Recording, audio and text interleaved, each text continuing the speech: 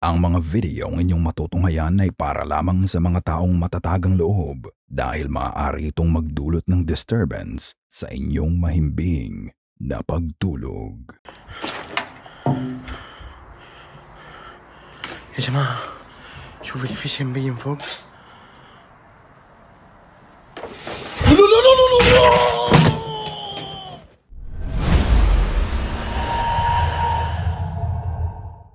Top 5 Ghosts Caught on Tape. Online Class Ghost.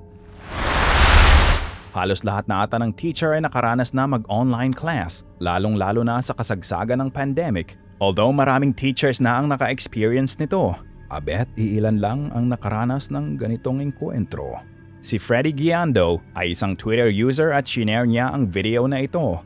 Makikita sa video ang isang Mexican teacher. Mag-isa lang umanawang teacher sa kanyang bagong biling bahay sa Nuevo Leon habang tinuturuan niya ang kanyang mga estudyante sa kanilang online class. Ngunit imbes na makinig at mag-focus sa teacher ang kanyang mga estudyante, nasa iba ang mga atensyon nito. Habang nagkaklase ang teacher, tila may iba daw umanong nararamdaman ng mga estudyante matapos ang ilang minuto sa online class. Isang korte ng ulo na may mahabang buhok ang makikita sa likod ng teacher. Ito ay may unnatural na movement at hindi malinaw kung ano ito. Halatang may nararamdaman ng teacher sa kanyang likod dahil mapapansin na lumingon ito sa direction ng misteryosong entity. Ngunit tingin ng teacher, ang alagang aso lamang daw niya ito. Hindi nagtagal, tuluyan ang nagpakita ang misteryosong entity. Isang female figure na may maputlang mukha at mahabang buhok ang mabilis na sumilip mula sa likod ng pinto. Maitim din ang paligid ng mata nito, pero maaaring dahil lang ito sa quality ng video. Makikita din na naglakad pa ito upang magtago sa likod ng pinto at agad din umatras bago pa man ito makita ng teacher. Ang entity ay nahagip ng camera na nakita din ng mga estudyante. Sabi ng guro ay mag-isa lamang din siya sa mga oras na yon, so imposibleng may nakita silang ibang tao.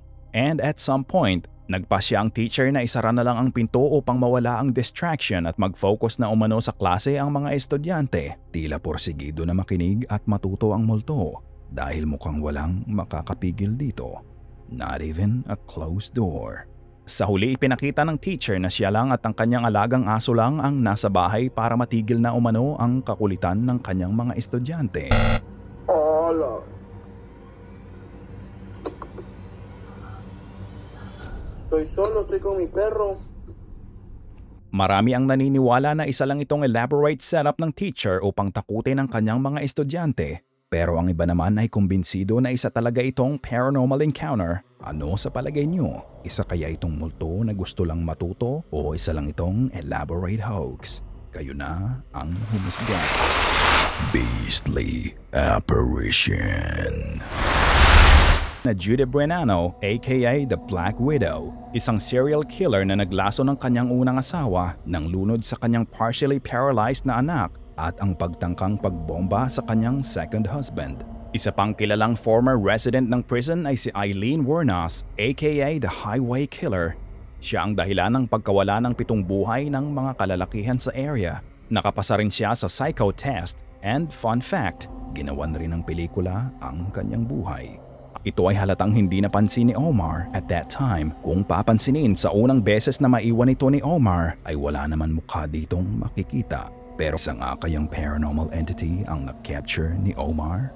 Or isa lang itong case ng pareidolia? Panoorin ang full exploration sa channel ni Omar at kayo na ang humusga. The Shadow. Isang unsettling na video ang ipinost ni Allah sa kanyang YouTube channel nitong nakaraang June 12, 2022. Sa video, muling binisita ng urban explorer ang abandonadong building na ito. May kasama umano siyang iba pero siya lang ang tanging papasok upang mag-investigate. Pero mukhang malabo ito dahil sa simula pa lang, hindi na ata siya nag-iisa.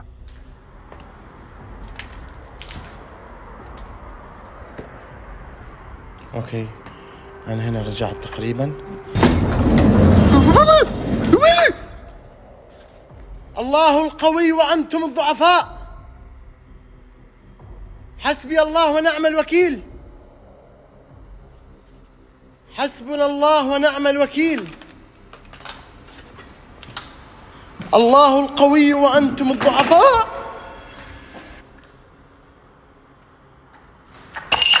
إيش فيه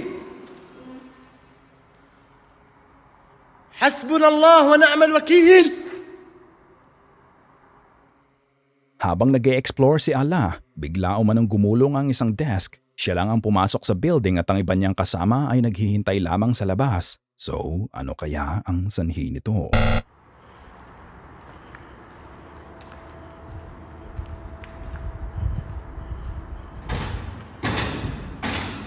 لا إله إلا الله. الله القوي وأنتم الضعفاء. حسبنا الله ونعم الوكيل. لا لا لا لا لا لا لا لا لا لا.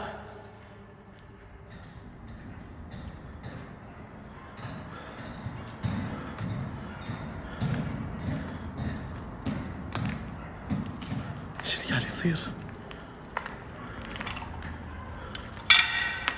حسبنا الله ونعم الوكيل. اللهم إن كان هذا سحر فابطله. اللهم إن كان هذا سحر فابطله. اللهم إن كان هذا القوي وأنتم الضعفاء. حسبنا الله ونعم الوكيل. Isang disturbance ang nangyari di kalayuan kay Allah. Ang nananahimik na lalagyan ng ilaw ay bigla na lang gumalaw ng bayolente. Tila ba nagwawala kung sino man o ano ang kumokontrol dito. Nagsibagsakan din ang kisame at alikabok dahil sa lakas ng yugyug nito. But eventually ito ay kumalma at nagawa itong imbestigahan ni Allah. Walang nahagip na kahit anumang entity sa taas ng mga ilaw at hindi rin kita kung may tali ba o may kahit anong contraption na ginamit upang pagalawin ito. Nagpatuloy sa pag-explore si Allah at nang nakaakyat na siya sa pangalawang palapag ng gusali, things just got out of hand. يا جماعة شوف اللي في شيء مبين فوق.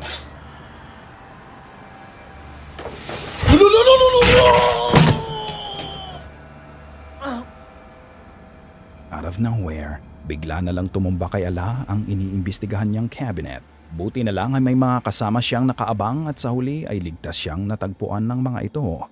Ano kaya ang sanhi ng mga ito? Is it a ghost or is it something more sinister? Kung mayroon kayong matanglawin, mapapansin na sa simula pa lang ng video, habang papasok pa lamang si Allah ng gusali, may nahagip na ang kanyang camera.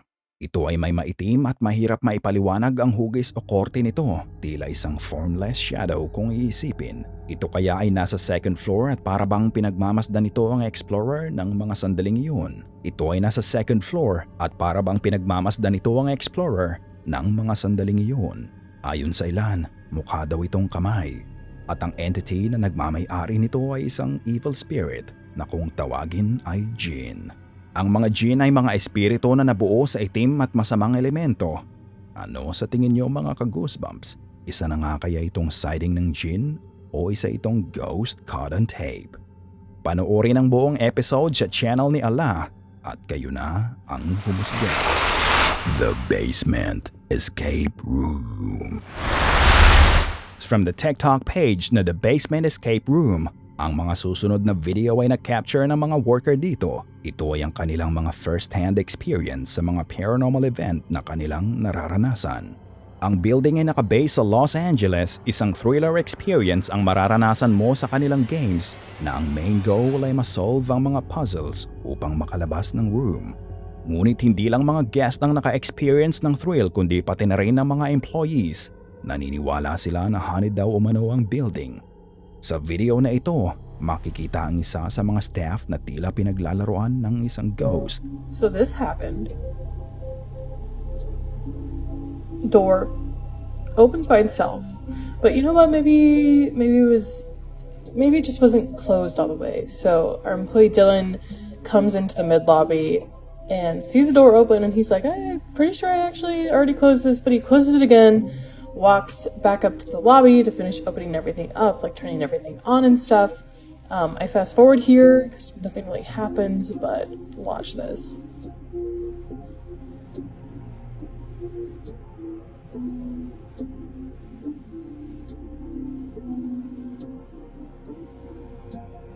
Door fully opens by itself again.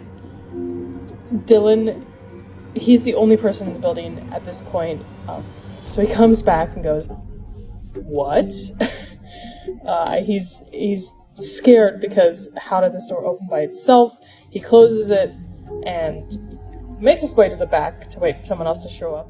Ang mga ito ay nakuha sa CCTV at matapos ito maipost ay nag-escalate lang ang mga events.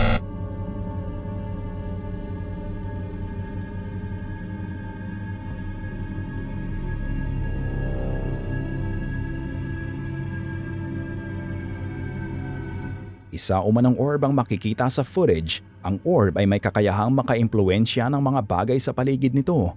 Kaya naman mas tumibay pa ang paniniwala ng mga staff. Ang videong ito ay nakuha sa isang game host na nagngangalang Anna sa isang room na kung tawagin ay Mother's Room. Nakaranas din umano ng matinding sakit sa likod ng ulo si Anna habang finifilm niya ang pangyayari. Makikita na mag-isang gumalaw ang chandelier sa room. Ayon kay Anna, di daw ito ang unang beses na na-witness niya ang bizarre na pangyayari. Ito pa ang isang nakakapanindig balahibong experience na naranasan ng isang staff. 12:14 PM umano nang pumasok ng maaga ang isang staff para i-prepare ang venue na gagamitin sa araw na yon. Di pa man nagsisimula ang escape game, tila may na-trap na sa isang room.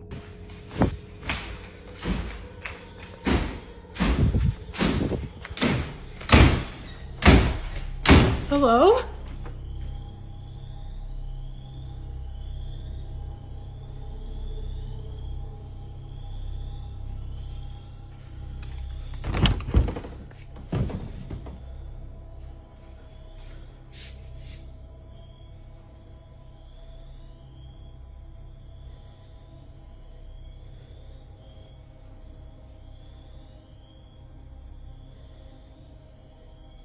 Malalakas na kalabog ng pinto ang sumalubong sa morning shift at agad-agad niyang inilabas ang kanyang phone para mag-record. Ayon sa isang comments, mukhang isang prank lang ito na masyadong sineryoso. Pero ayon naman sa staff, nakakaramdam din daw siya ng kalmot at paghila ng buhok sa tuwing sila ay mag-isa. So I'm watching the cameras and I think I just saw him behind the green screen, so I think I'm gonna try to see if I can scare her first.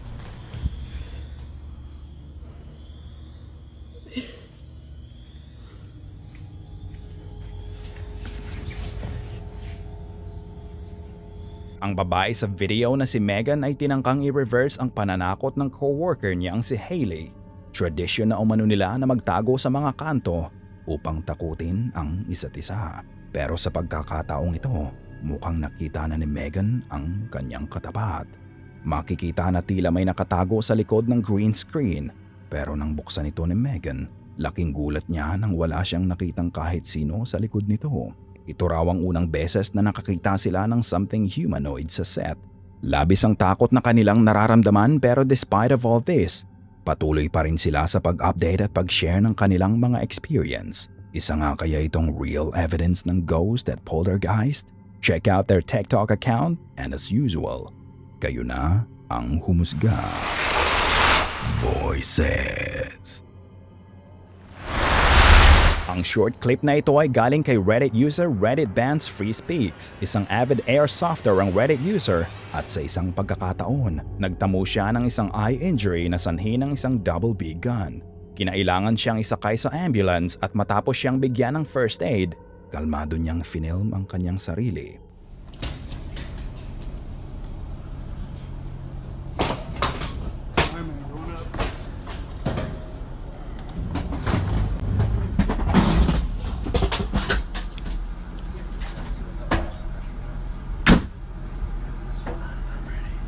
Isang boses ng lalaki ang tila bumulong umano sa phone ng Reddit user. Ayon sa kanya, mag-isa lang daw siya sa loob. At narinig ito matapos isara ang unang pinto ng ambulansya. Itinanggi ng Reddit user na hindi ang driver ang bumulong malapit sa kanyang phone. Dahil napaka-weird naman para bumulong ito out of the blue, malapit sa kanyang phone.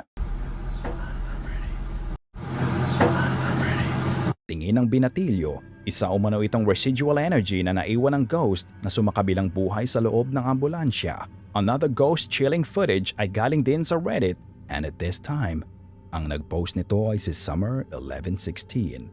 Ayon kay Summer, ang video ay nakuha 4 years ago pa, Madalas umano makipag-usap ang kanyang anak na si Grayson sa hangin at isang beses galit na galit umano ito.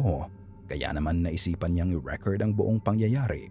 It was only a few years later nang binalikan niya ang mga recordings nang may mapansin siyang kakaiba sa footage. Grayson, who are you talking to? Who are you yelling at?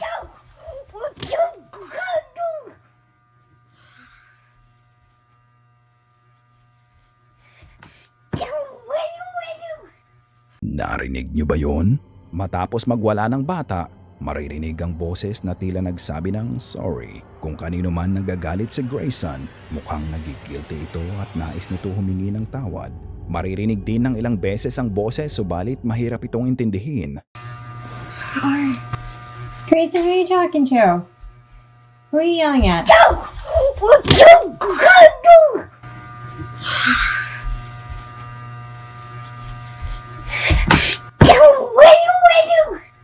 Ayon sa isang comment, mukhang tuluyan na daw napuno si Grayson sa kung sino o anuman ang kinakausap nito. Ano sa palagay niyo ang pinagtatalunan ng dalawa? Let me know sa comment section. Reminder lang din para sa may mga maliliit na anak dyan.